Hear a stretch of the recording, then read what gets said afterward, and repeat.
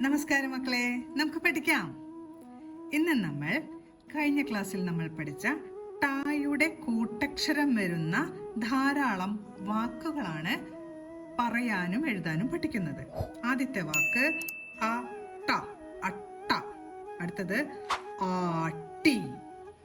അടുത്ത വാക്ക് ഇരട്ട. അടുത്ത വാക്ക് ഈട്ടി. അടുത്ത വാക്ക് ഉരുട്ടി. അടുത്ത വാക്ക് ഊട്ടി. അടുത്ത വാക്ക് ചാട്ടം. അടുത്ത വാക്ക് പുട്ട്.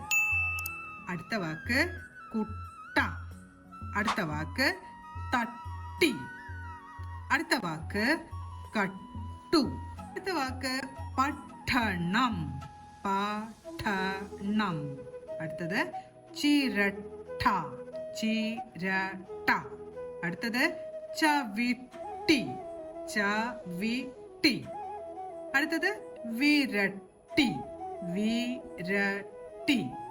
അടുത്തത് പുരട്ടി, പുരട്ടി.